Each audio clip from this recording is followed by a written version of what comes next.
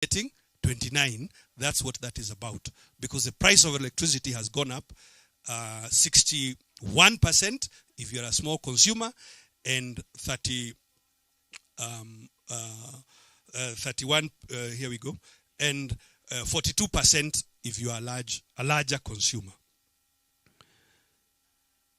Now, I spoke to you briefly about what is happening because of this massive borrowing. In the language of bankers and economists, we talk about the spread, the difference between if you have a few shillings and you put in a bank, if they pay you interest for your deposit, and how much they are lending. What you will see is that spread between what they pay Kenyans for their money and what they are lending, mainly government, that spread is going up. And that's so at the beginning of the year, it was 8.9. Now it is 9.8%. Why? Because government is driving up that spread in order to attract money to itself. And that's the point we are saying of massive borrowing. And this is what then in that language they talk about crowding out.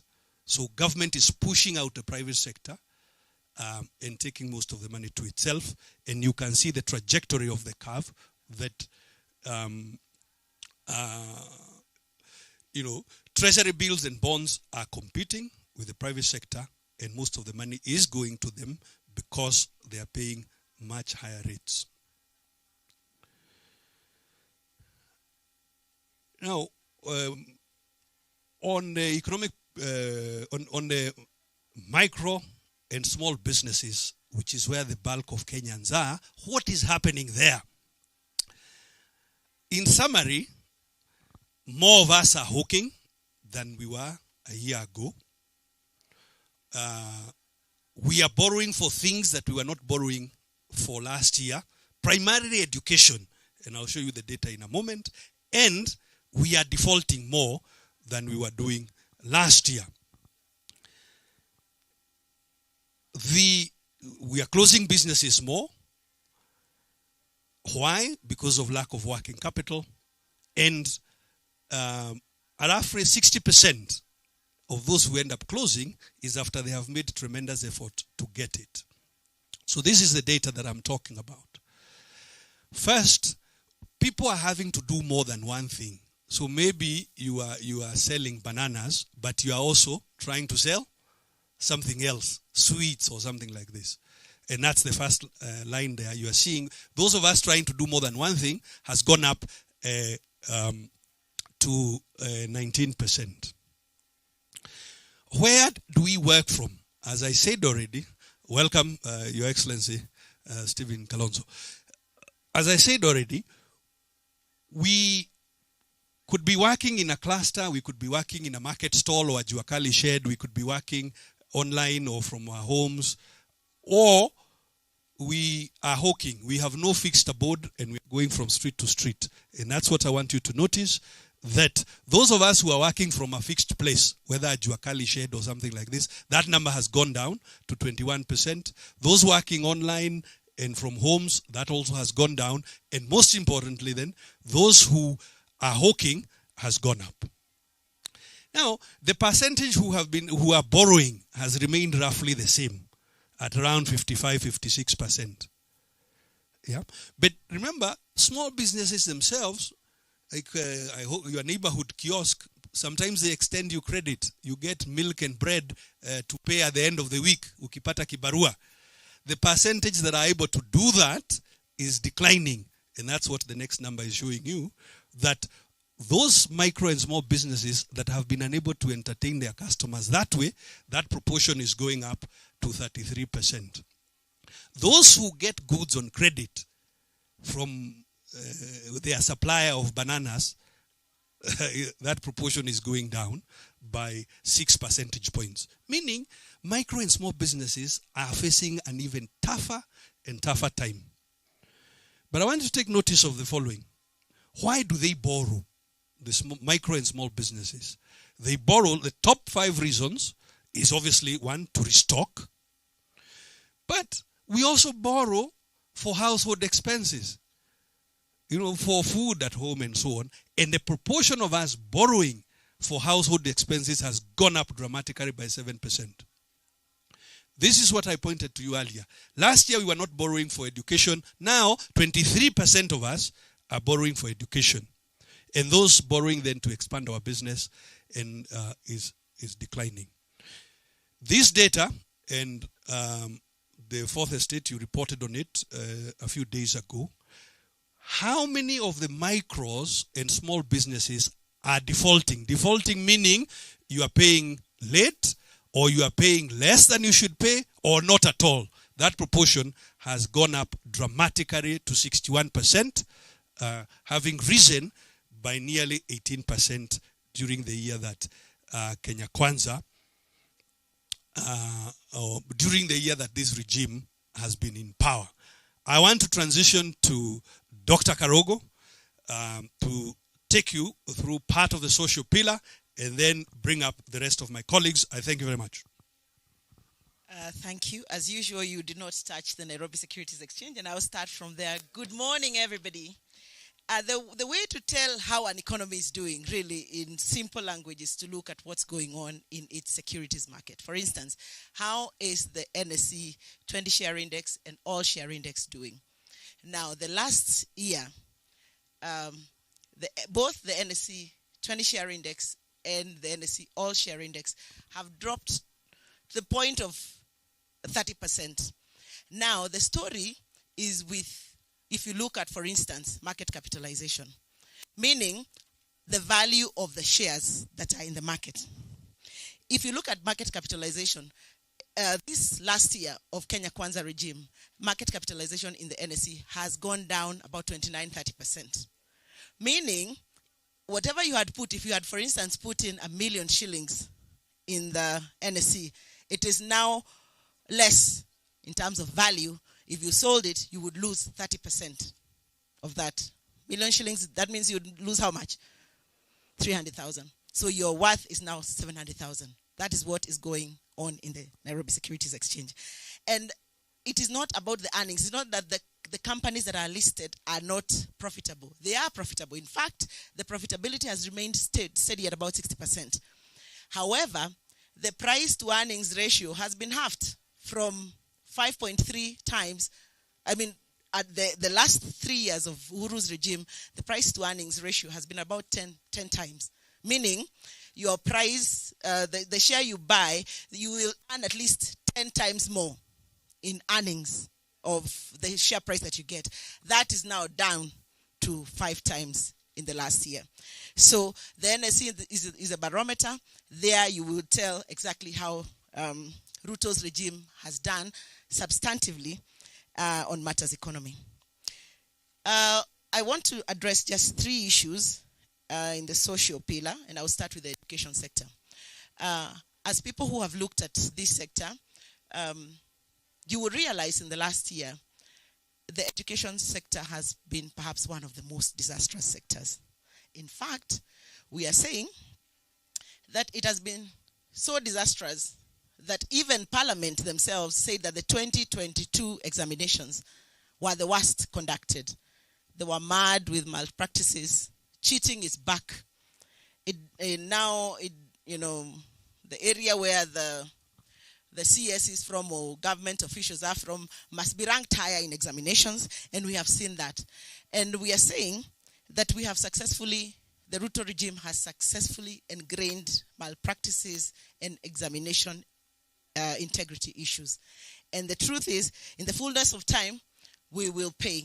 We will pay because we are going to be producing mediocre people into the market, and Kenya will pay. So there are a few issues. Yesterday's newspapers reported very well on issues of capitation, not getting into the education institutions. That is clear, and it is across the board. The issues of increased price of education. I mean, the price of education in this country during the Ruto regime has increased by 225%, causing a huge issue and a huge burden, especially because many of these parents are already burdened by the issues of cost of living.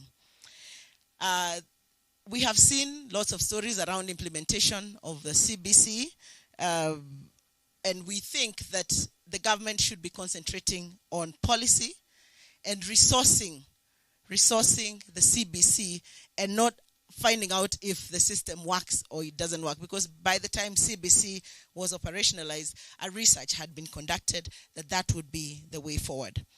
Corruption is back in a big way if you look at what's going on in the TSC and the NEC.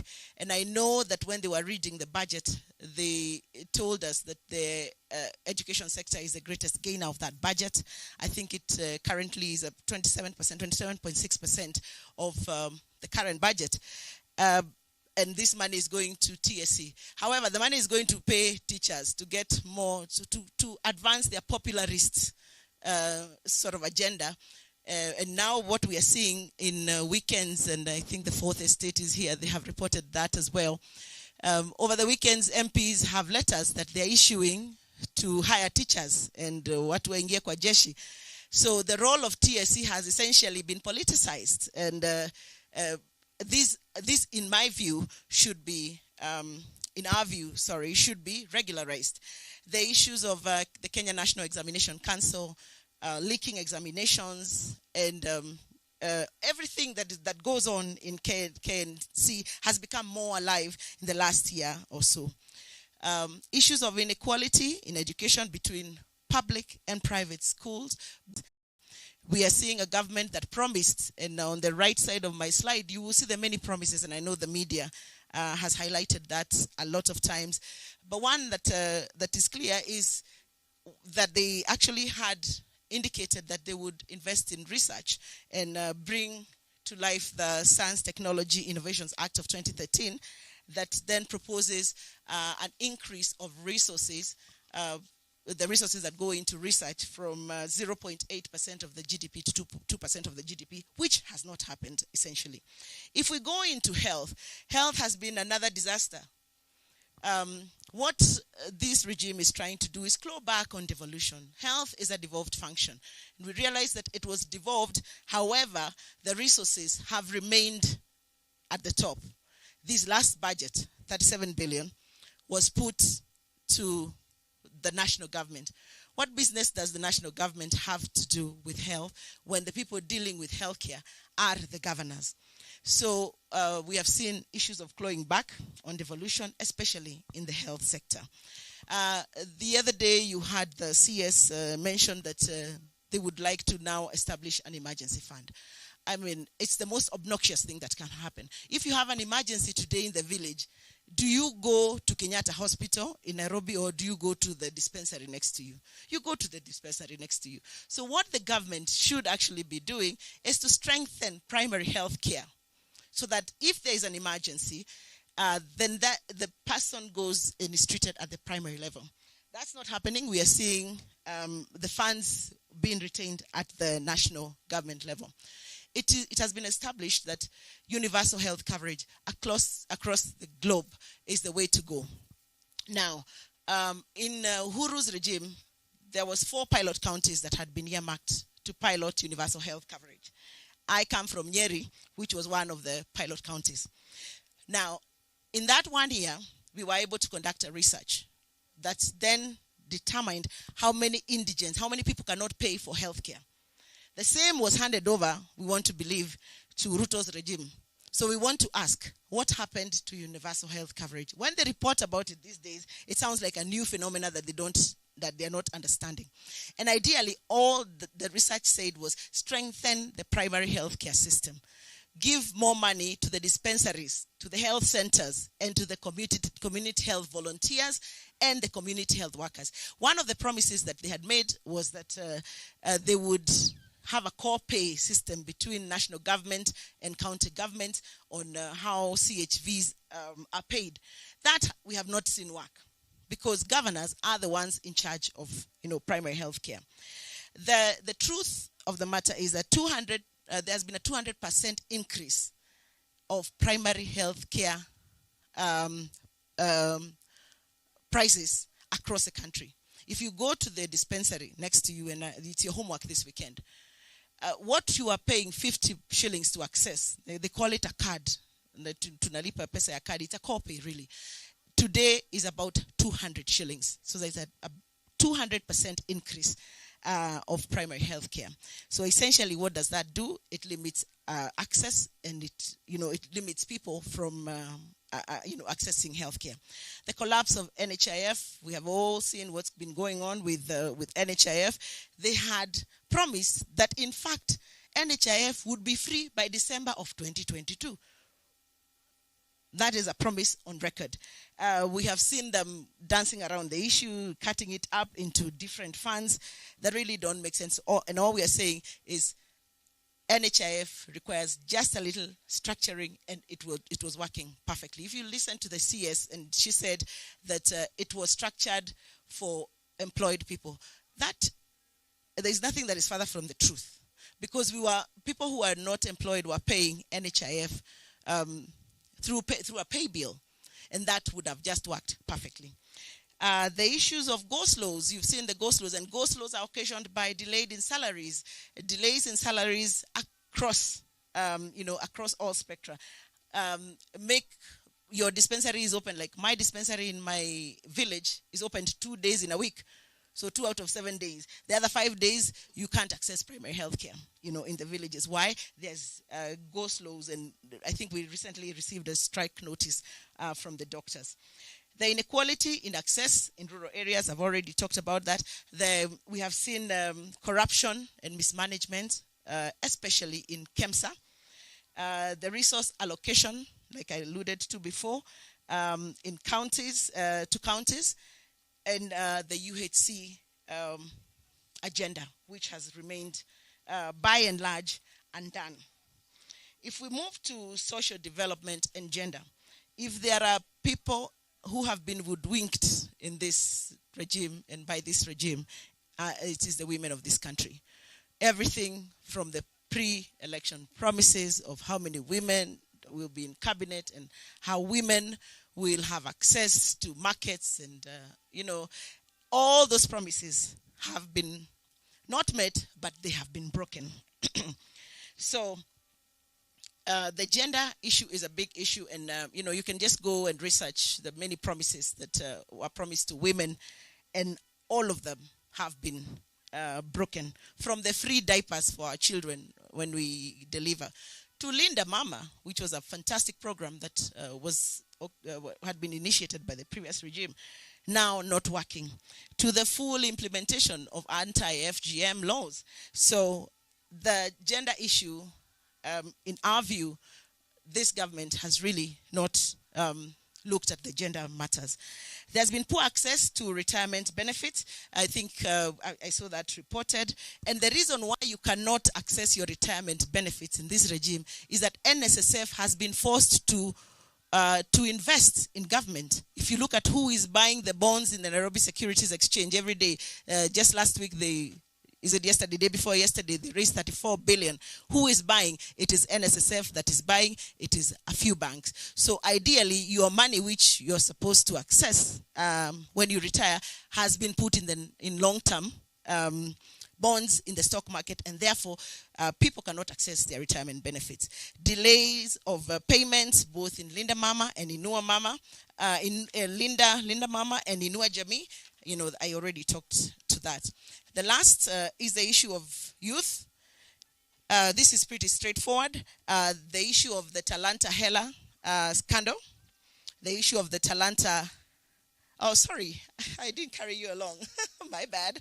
Oh, my goodness. Thank you. Thank you. The last one is the issue of youth sports and the creative economy. There's been a huge... scandal around Talanta Hela that we also, the president launching and, having an acrobatic feat in, I think, wherever they were launching, saying that they have launched a program that called Talanta Hela. And in exactly 2 weeks after that, Gladys Boss Sholei goes and says there is nothing like Talanta Hela, it was a scam. So youth sports, once again, has been nothing but disastrous. You've heard about the issue of the Paralympics team.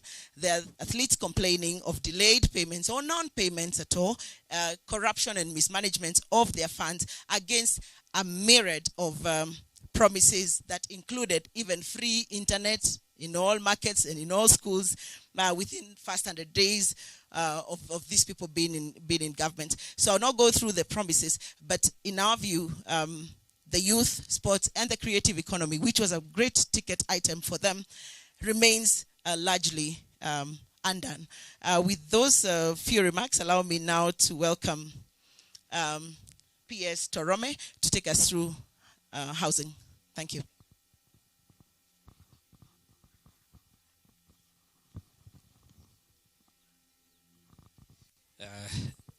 Thank you, Caro, for that presentation. I continue with the social sector. And in the social sector, we are looking at housing. I'll also talk about land and environment, water, and a bit in agriculture. So I think there has been a lot of debate with regard to housing, particularly when this government started the tax on housing. There has been a lot of debate about it. But one thing that is actually clear is opaqueness in the implementation of the housing tax, because those people who are actually contributing to the housing tax, they will not benefit from it. And that one even became out very clear on Wednesday when there was this big debate about the Kenya Kwanza performance. There has also been promise on the limited access to mortgage finance due to soaring of interest rates. Just as the governor presented, there has been an increase in the interest rates. So that one is making it difficult for those people who want to own homes through mortgage to access because of the high interest rates. And then there have also been the issue of land titling, and there has been one case in Samburu where people were issued a title and then those issues were actually revoked. And then the house affordability, that is the rent which people pay, has actually increased due to the high cost of, to the low cost of income. But there is one perspective that I want to bring. We have been debating a lot about the issue of housing, but from the report from the government intends to raise through taxes, that is housing tax. It is actually supposed to generate 73 billion, but 30 million houses. No, 250,000 houses. What does that mean? On average, the unit cost per house is 292,000. The big question is, what kind of a decent house can you build with 292,000? Let me give a very practical example. If you have just started, maybe sometimes you bought a small plot in Syokimau, or even a small plot in Kitengela, in Rangao, in Rongai, because in Rongai now you cannot get a house just next to the main road. You have to move to cross the river and go to a place we call Rangao or even Tuala. If you have that 1/8 plot that you bought, and you just, and because for a middle income family, an ideal house is a 2-bedroom house. If you are to build a 2-bedroom house in Langao or in Kitengela, it will roughly cost you 1.5 million. So if that is the case, then with the 73 billion, which the government wants to use to construct 250, it can only, they will be very lucky to construct 50,000 houses per year. Because if you divide 73 billion by 1.5 million, that one will be about 49 point something. So this government will be very lucky to construct 50,000 houses. So that target will not be met. And it is, and we even do not know who will benefit from the few that will be constructed. So that one, the issue of housing, no wonder there is a proverb who says that is a stupid idea. I may not be at the luxury of using that language, lakini jijazie wewe mwenyewe. And then there is the issue of water. As we have seen, since this government took over power, they have been running to open small. In fact, the amount of money that they spent to go and open a tap of water is more than the money that was used to construct that project of water. So why waste so much? And sometimes they even use a helicopter to go and open a water tap in Kiambu. So you can see. And I can even go back to the housing that I have just mentioned. When you talk about the 73 billion, we are not sure how much money will be used for administrative cost. Because even to go and open a housing scheme in Ruai, they will have to use helicopters. So the 73 billion may actually not go directly to the construction of the houses. Because there will be so many administrative costs. So we are waiting at the end of the year when Kenya National Bureau of Statistics publishes this statistics through the economic survey. We shall see how many houses have been constructed by the government using that money. But as you can see, it's very serious. So the other thing that I would like to talk about, the water towers are very important. That is where the rivers that actually supply us with water, they raise from the Mau Highlands, the Aberdares, the Cherangani, Elgon, even some parts of Kilimanjaro, even the Mount Kenya and what have you. But you see, this is very ironical in our country. When we are in an international conference, we pretend to be climate change experts. We even host an international conference on climate change. But internally, we are allowing people to log. So what does that mean? We want to attract credit, carbon credit money. But we are destroying our own natural resources, which give rise to our water. Remember, Kenya is a water deficient country. So, when we start experiencing drought, it is because we are not managing it is because of our reckless decision of allowing logging to continue. So, and then there is the issue of agriculture. Okay, just as the governor said, we have fertilizer, but that baba harvest is because of good rainfall.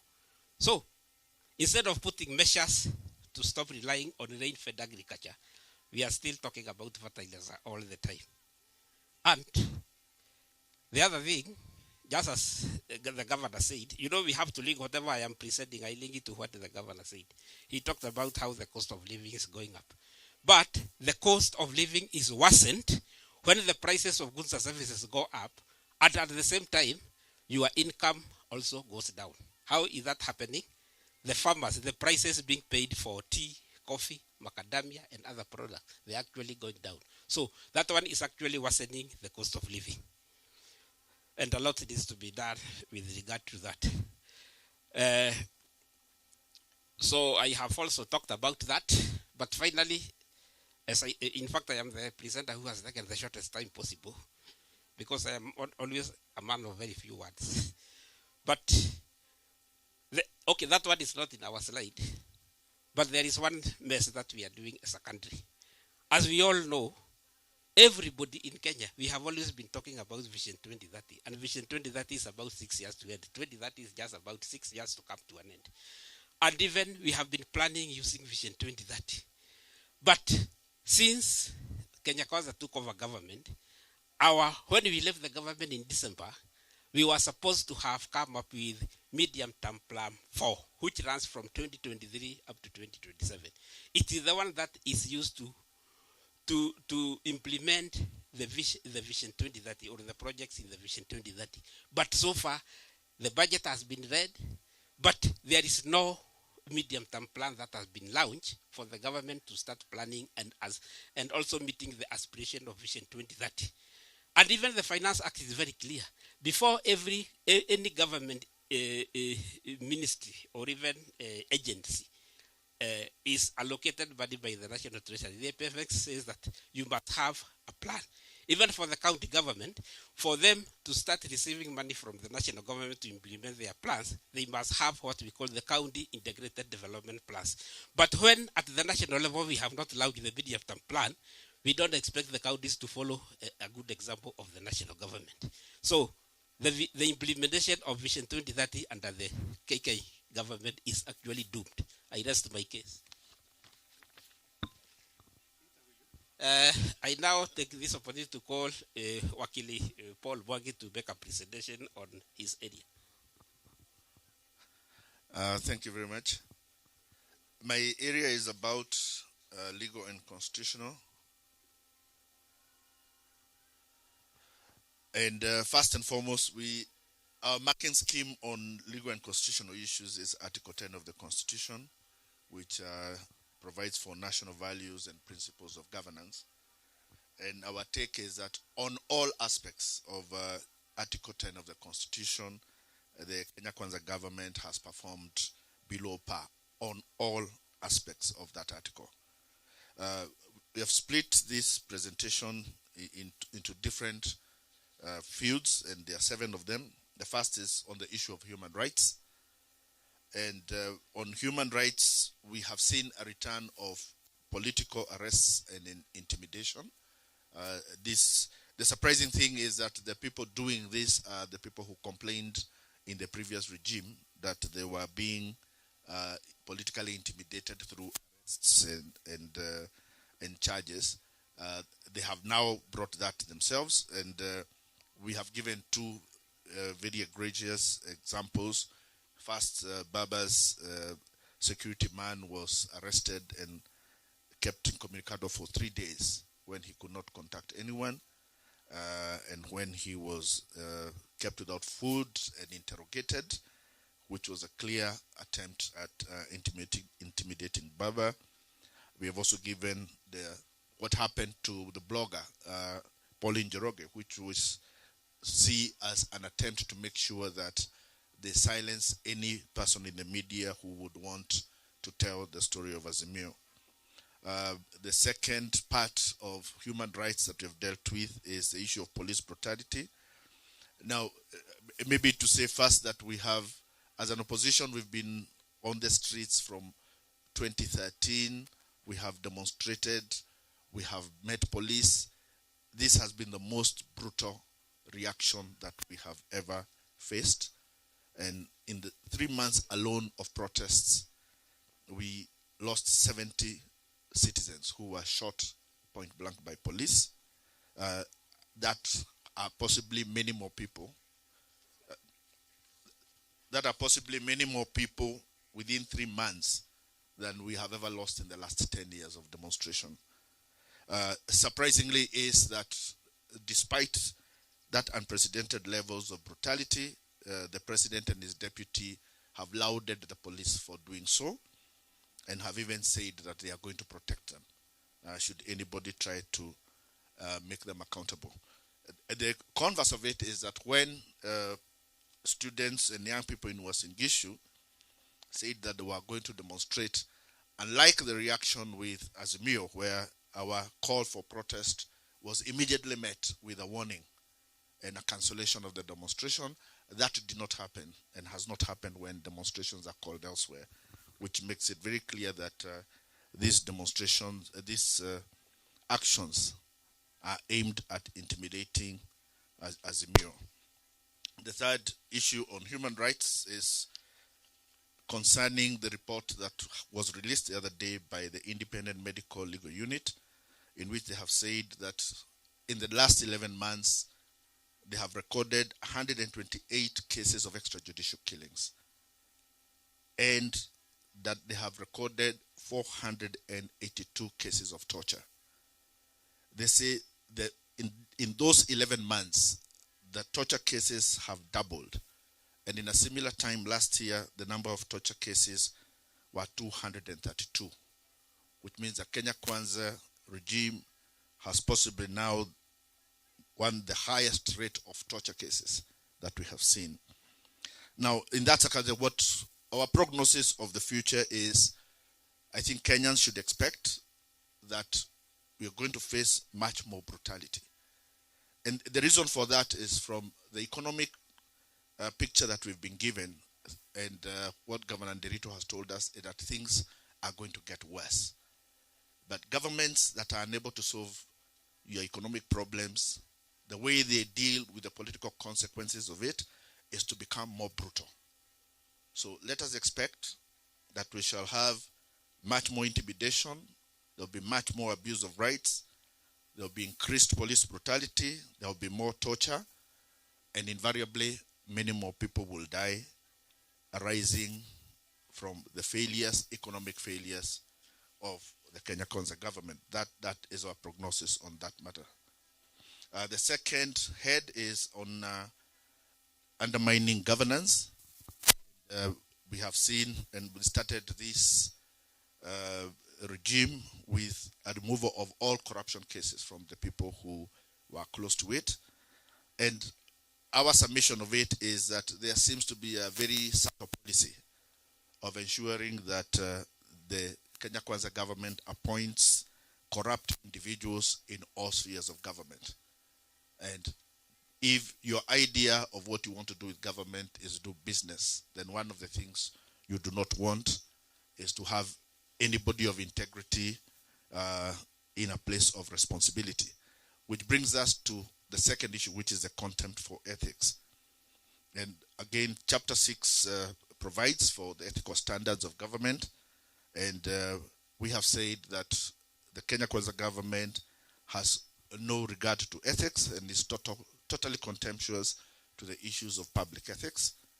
And we have seen that in the return of the imperial power, or attempt to return the imperial power of the president to pardon people who are convicted of offenses. And we have seen the last pardons that were made were even for people who are known children rapists were given pardon. People who had committed corruption cases were given pardon. And this is one of the things that Azimio will be going to court to challenge for purposes of ensuring that president cannot create impunity by attempting to promise people that the president can forgive you if you are found guilty of a crime. And we have already seen that being employed where the police are concerned. The third is about the threats to the judiciary. Kenya Kwanza started by appointing the judges who had not been appointed by the previous regime, and also by giving 3 billion shillings to the judiciary as a mark of their commitment to an independent judiciary. Of late, however, we have seen two things. First, the president has openly criticized the judiciary, saying that it is obstructing its development agenda. And the reason for that is that the judiciary has stood against the executive when it has attempted to abuse its powers. And also recently we have seen another attack where the president has said that he's going to take action on corrupt judges. Now, we have a Judicial Service Commission, and it is the Judicial Service Commission that deals with all issues concerning judges. So it is an abuse, a threat to judges and the judiciary for the president to assume the power, or try to assume the power to deal with the judiciary. The third limb under interference with the judiciary is subversion of the course of justice. And this has been because it has emanated from the threats to people who had cases of Mumias, who are told that they have to withdraw their cases. That is a denial of access to justice. Access to justice is a constitutional right directly guaranteed by our Constitution 2010. To threaten somebody who has gone before a court of law is to deny them access to justice. To threaten somebody who has filed a case is to deny them access to justice. The fourth limb is undermining the Senate. And on this one, we are talking about the case of the Finance Act 2023. I will not go further into that because Azimio did file its case against the Finance Act, and we were heard earlier this week. A judgment is going to be delivered, I think, on 24th of November. So we will wait to hear what the High Court has to say about that. The other issue is abuse of environmental rights, which PS Saitoti Turombe has also talked about, and I am not going to go back to that. And then there is the undermining of multi-party democracy. First, to say that the regime keeps saying that it welcomes opposition, but on the other hand, it is doing everything to ensure that there is no opposition. And it has done that by attacking Jubilee and entering into the affairs of Jubilee. And even while the leadership of Jubilee has been in court, the president has openly recognized a faction of Jubilee as the legitimate function, which is the court that is supposed to pronounce as to who should be in charge. And then we have seen the buying of the members of parliament of ODM party, an issue that ODM has taken action on, and I will leave it at that because I believe that is also in court. The last issue we've dealt on this is inclusivity. We started by being told that the country has shareholders, and we have all been told those who want to buy shares be prepared in 2027. The political stock exchange shall be open again, and make sure you buy your shares. So, and we are saying that policy continues. So, largely on legal and constitutional matters, I think the one message we would want to give Kenyans is that Kenyans need to prepare to have courage and vigilance, because we are about to embark on one of the most brutal eras in this country. Thank you. Thank you. Dr. Karogo, I think in fact the whole team should stand. If there is a question you have before the technical team exits and the principals give you the sum of what we have said. And Dr. Karogo, I believe, has one additional point. Are there any explanations the media would like? Okay, I just wanted us to speak about the issue of credit rating. All credit rating agencies have downgraded Kenya from a double B, I think we're now going into the C's, to a country that is not credit worthy. And that, like I said, you can see what's going on in the stock market. When the stock market goes down, what essentially investors are saying is that we don't trust this regime. We cannot give you our money because we cannot trust you to pay. So a big story is also told by global credit rating agencies, which all have agreed to downgrade. And we saw the African Union, I think, trying to fight back for Kenya, I think through the influence of this regime. But those figures are scientific. Kenya is not credit worthy. Thank you. I also wanted to emphasize on what I talked about the cost of housing. And just as the governor presented, when we see the cost of petroleum going up, fuel, etc., they also affect the cost of construction, because all the material must be transported to the site. We also know that a lot of taxes has actually been put.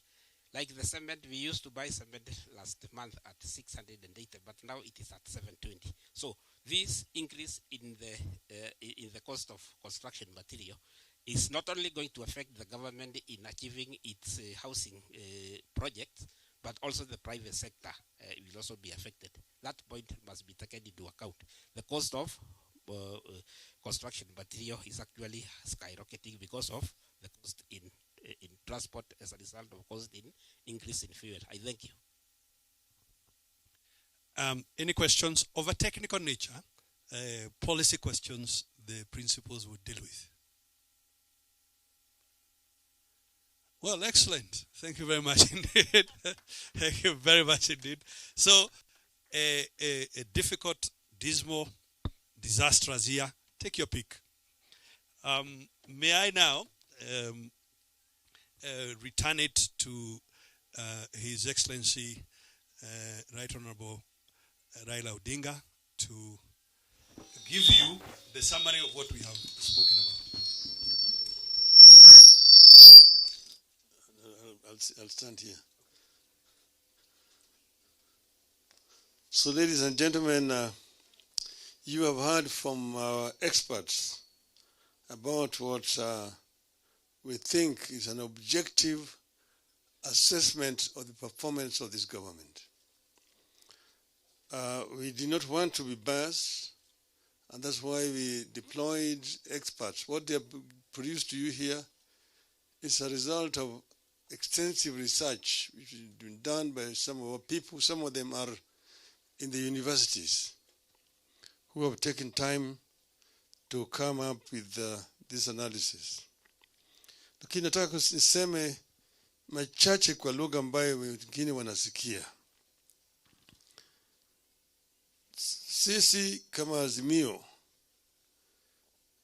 tuliamua ya kwamba tutaangalia vile jamaa wanafanya kazi, na baadaye sisi tutatoa maoni ambayo ni maoni ya kikweli kabisa. Umeona jamaa wakikimbia mara kwa mara kutoka eneo hii na eneo hii wakitoa ahadi. Na ahadi ni nini? Kuna ahadi ambayo walitoa wakati walikuwa wanafanya kampeni. Kuna lugha walikuwa wanatumia wakati ile ambao wanafanya kampeni. Hiyo lugha imebadilika baada ya wao kushika hatamu ya utawala katika taifa letu. Katika eneo tofauti tofauti wamekuwa wanatoa ahadi tofauti tofauti. Lakini tunaweza kusema kwa jumla ati yale ambayo wamejaribu kufanya haijafika kile kiwango ambayo wananchi walikuwa wanatarajia. Kwa upande ya kilimo wamenguruma mara mingi hapa na pale. Kwa upande ya miundo msingi, kwa upande ya elimu, kwa upande ya nishati au kawi, na kwa upande ya huduma kwa vijana kwa jumla, kwa upande ya ajira kwa vijana. Kilimo vile imesemekana hapo, mvua imenyesha, na kwa hivyo kwa upande ya chakula gharama yani bei ya bidhaa kama mboga na kadhalika imerudi chini. Kwa upande ya miundo msingi, kwa upande ya barabara na kadhalika, wamekuwa wakizindua zile barabara ambazo zilitengenezwa na serikali iliyopita. Wamekuwa wanakimbia pande hii kuzindua miradi ya maji. Gharama ambayo wanatumia kwenda kuzindua hiyo miradi ya maji hata inashinda pesa ambayo imetumika kutengeneza hiyo miradi. Kwa upande ya vijana, ajira bado imekosekana, na vijana wanahangaishwa hapa na pale. Eneo zingine kwa mfano mkoa wa Kati, eneo hii ya mlima huko, vijana wanahangaishwa hapa na pale, ati wanaingia katika mambo ya ulevi. Vijana wanashikwa, wanapigwa, wanawekwa ndani. Ikifika saa 12 usiku ni kama wamerudisha ile hali ya hatari ya mkoloni. Na sisi tumesema hakuna kijana yeyote ambaye angependa kuingia kwa mambo ya ulevi bure. Vijana wanaingia kwa mambo ya ulevi kwa sababu ya ukosefu ya kazi, ukosefu ya ajira. Sasa wewe unaadhibu mtu na hujampatia namna. Pale mbele kulikuwa kuna mpango tulifanya wakati tulikuwa na Kibaki. Hata Rais Uhuru alijaribu kuleta ile kazi mtaani. Tulikuwa na hizo kazi kwa vijana. Kama ungeweza kupatia vijana ajira, vijana hawezi kushughulikia mambo hii ya ulevi na kadhalika. Lakini vijana wanahangaishwa kwa sababu ya ukosefu ya kazi. Kwa mambo mengine ni mambo ya ugatuzi. Ugatuzi tulileta ile huduma ije karibu na wananchi. Na katiba yenyewe imetenganisha zile mambo ambayo yanatakikana yatekelezwe na serikali ya ugatuzi. Lakini hii serikali ya Kenya Kwanza au Kenya Kwisha imeingilia mambo ambayo yanatakikana ifanyike na serikali ya ugatuzi. Unaona, kwa upande ya kilimo wameingia sasa, wao ndio wananunua mbolea, wanagawanya kwa serikali ya county. Lakini kilimo ni moja ya ile sekta ambayo imegatuliwa. Wameingia kwa upande ya hiyo ya kununua mbolea na kuleta kwa sababu ya mambo ya ufisadi. Upande ya ujenzi ya manyumba, hiyo vile vile imegatuliwa. Lakini sasa wanataka wao ni wanakuja wanajenga manyumba alafu wanapatia serikali ya counties. Kwa upande ya masoko, wanataka wao ndio wajenge masoko ndio wapatie serikali ya counties. Kwa upande hii ya industrial parks na kadhalika. Kwa upande ya mabarabara, yote wameingia, na hii yote ni kwa sababu ya mambo ya ufisadi. Ndio unaona hapo tuko na shida vile vile, hapo tumewakosoa. Kwa upande ya utawala kwa jumla, Bwana Mwangi ameongea juu ya mambo ya state capture ya institutions. Mliona juzi mfanyabiashara mmoja anatishwa, anaambiwa ati mambo ni matatu: uhame utoke Kenya, pili ni kuweke jela, au tatu ni kupeleke mbinguni. Haya yote ni matamshi ambaye mtu ambaye anajiita rais hawezi kutumia kutisha wananchi. Na vile vile tuma mahakama sasa zimeshikwa mateke. Unaona vile jamaa anamwambia mheshimiwa Okia Omtata, ambaye alikuwa amepeleka kesi mahakamani, ati unaharibu wakati yako. Mimi ni rais, huwezi kunishinda. Nitakushinda hata kule kwa mahakama. Kwa hivyo tayari yeye amejua matokeo ya hiyo kesi ambayo bado iko mbele ya mahakama. Bunge vile vile imetekwa nyara. Bunge imetekwa nyara wakati huu. Ameingilia hata kwa upinzani, vyama vya Azimio kama vile Jubilee. Wamechukua wabunge wengi pande ile, wanataka kuchukua Jubilee sasa iwe atini moja ya vyama ya Kenya Kwanza. Wanaingia vile vile kwa wabunge wa ODM. Wanaona vile wanavyoongea, vile wanavyosifu serikali, watafanya pamoja na serikali, na wao wanasema wao ni wanachama wa ODM. Haya yote ni kuhakikisha kwamba hakuna upinzani katika bunge, kumaliza vyama vya upinzani ili Kenya irudi katika utawala ya chama kimoja ya mama na baba. Kwa upande mwingine, umeona vile gharama ya maisha imepanda. Na juzi wameongeza tena bei ya mafuta, ambayo itasababisha kuongezeko ya bei ya bidhaa na gharama ya maisha katika taifa letu. Jana tumeona kama ile shirika yani waajiri, Federation of Kenya Employers, ndio naongea wakilia kwa niaba ya wafanyikazi. Chama ambaye imewekwa pale nitakana ikuwa inatetea wafanyikazi, ambaye ni KOTU, imenyamaza kimya. Hatujasikia sauti ya kotu hata kidogo. Bwana Atuli hayuko mapale yote. Shenzi sana. Hii ndio wakati ambaye ingekuwa kotu wangekuwa kwenye mstari wa mbele, ikiongea, ikitetea wafanyikazi, gharama ya maisha ikipanda. Lakini sasa yule shirika ambaye ni waajiri ndio inaongea, inalia kwa niaba ya wafanyikazi.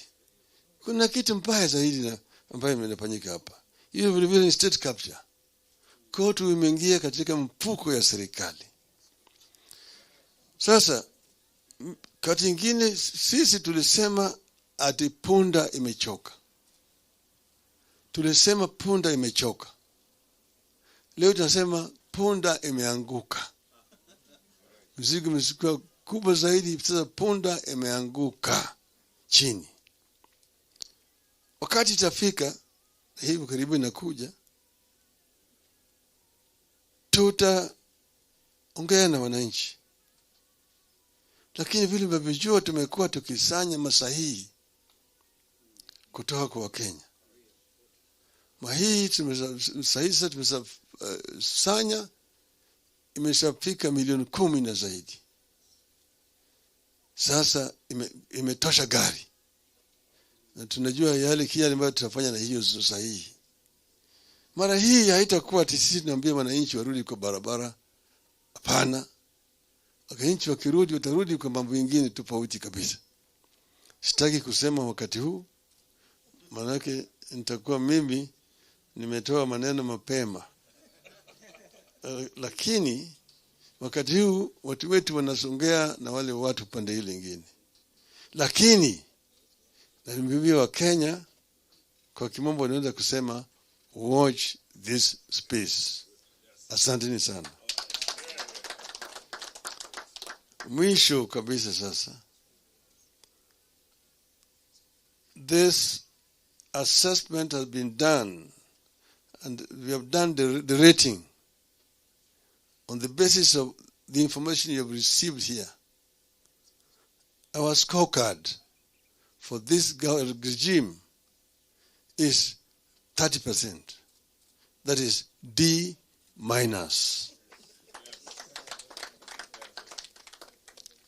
Asanteni sana. Do you understand anything? Asanteni sana.